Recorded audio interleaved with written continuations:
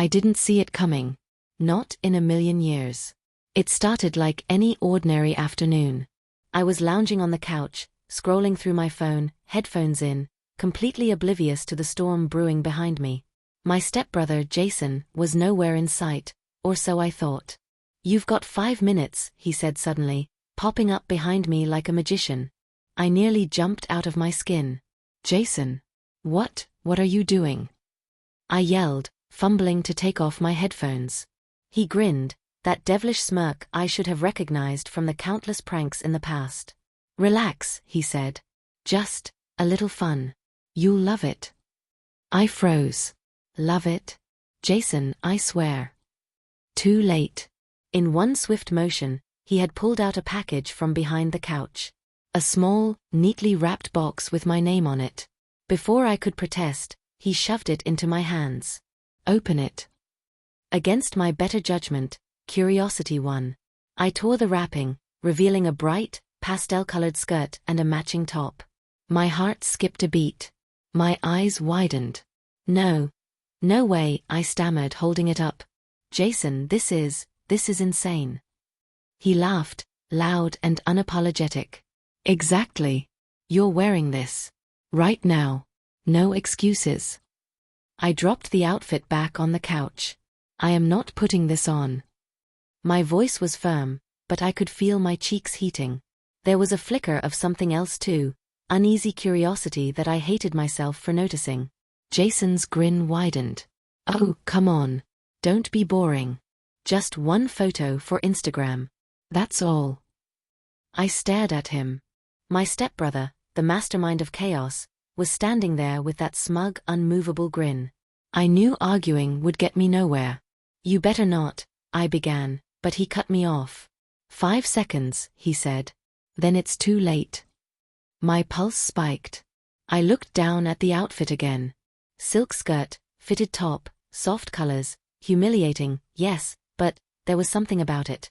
Something I couldn't quite explain that made my stomach twist. Before I could react, he had already pulled out his phone and started recording. My protests bounced off him like water off a duck's back. "You've got no choice now," he said. "Do it, or face the consequences." The consequences. I knew what he meant. He had a way of turning every prank into a spectacle. A viral video, a story to tell every mutual friend, a memory I would never live down. My hands shook as I picked up the skirt. My mind screamed, but my body betrayed me, moving almost mechanically as I stepped behind my bedroom door. I tore open the package, pulled the skirt on, then the matching top. The fabric felt alien against my skin, soft but undeniably feminine. I caught a glimpse of myself in the mirror and froze. My reflection was different, vulnerable, exposed, embarrassed. And yet, part of me couldn't look away. Jason knocked lightly. "Time's up." I swallowed hard, my lips dry. There was no escape. I stepped out. The look on his face was pure triumph.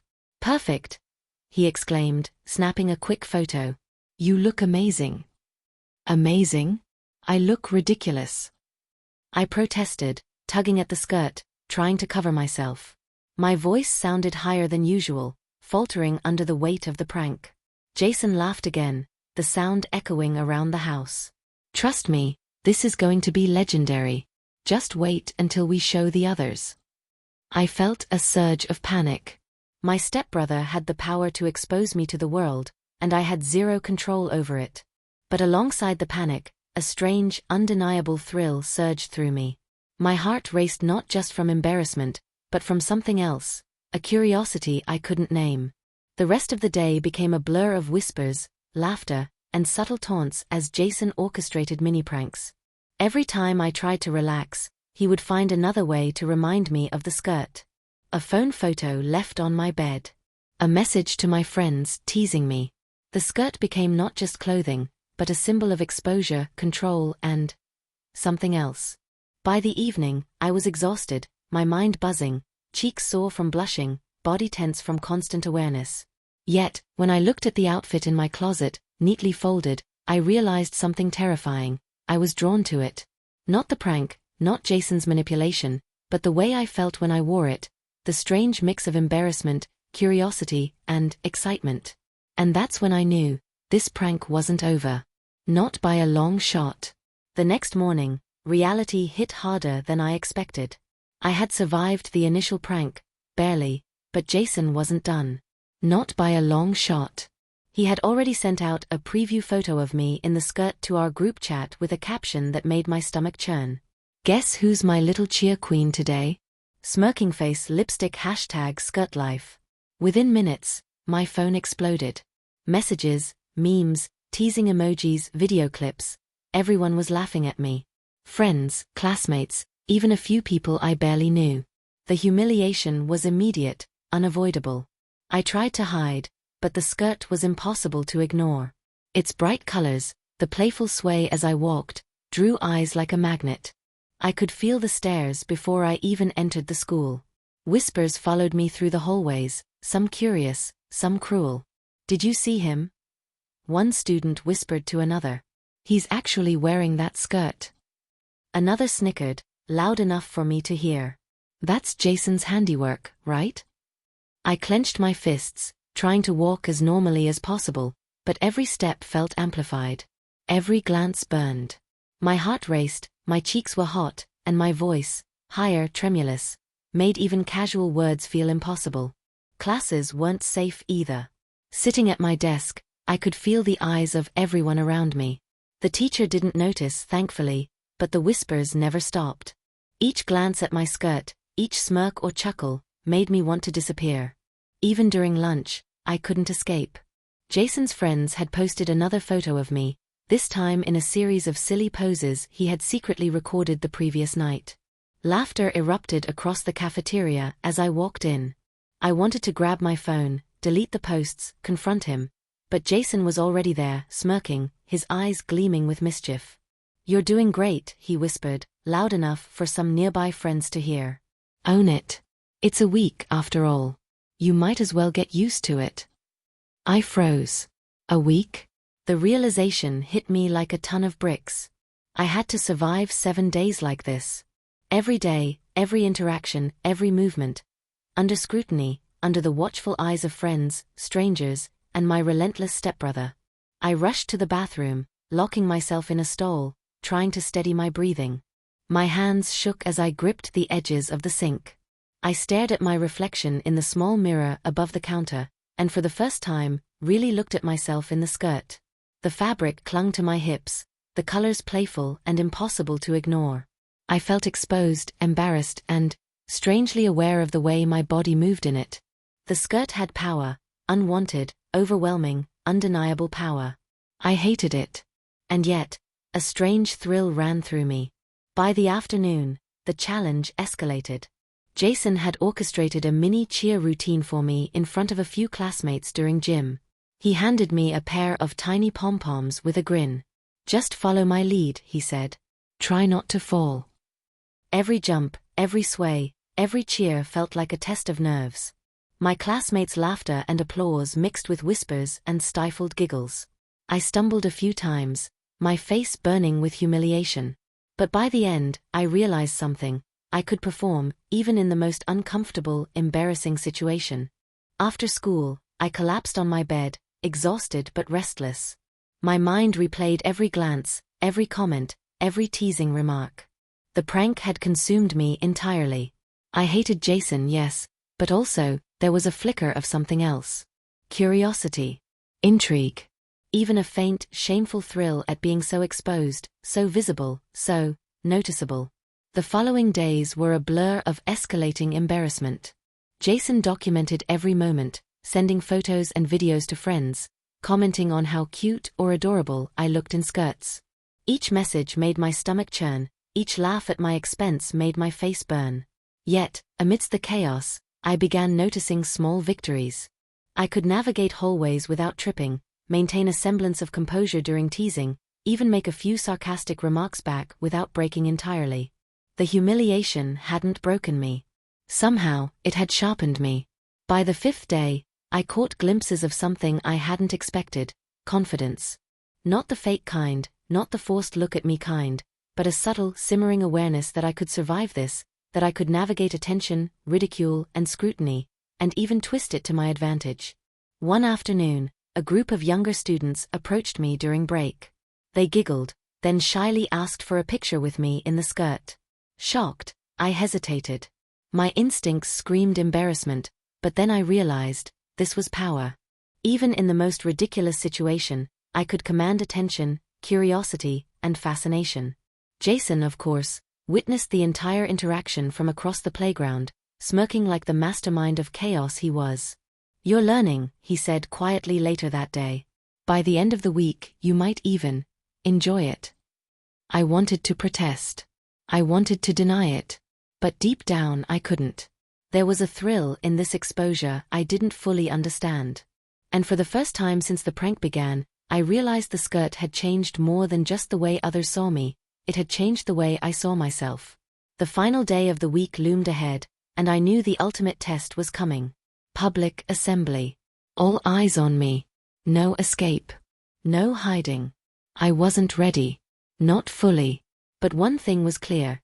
I had survived the chaos, navigated the embarrassment, and faced attention in ways I never imagined possible. And somehow, I was beginning to wonder what would happen if I fully embraced it.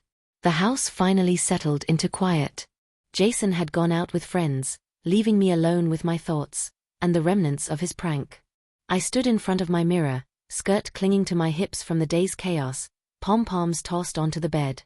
The sunlight filtering through the curtains painted my room in soft, golden light. Alone, I could finally breathe.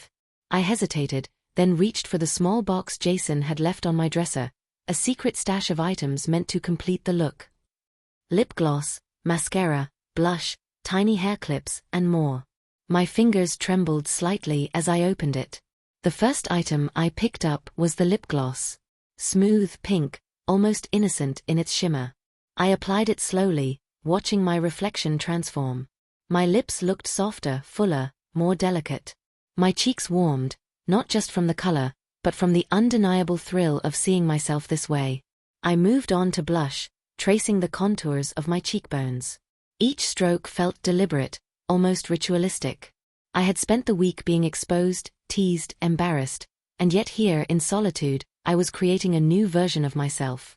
One that I could control, mold, explore. Mascara and eyeliner followed. My eyes widened, my lashes darkened, my gaze became more expressive.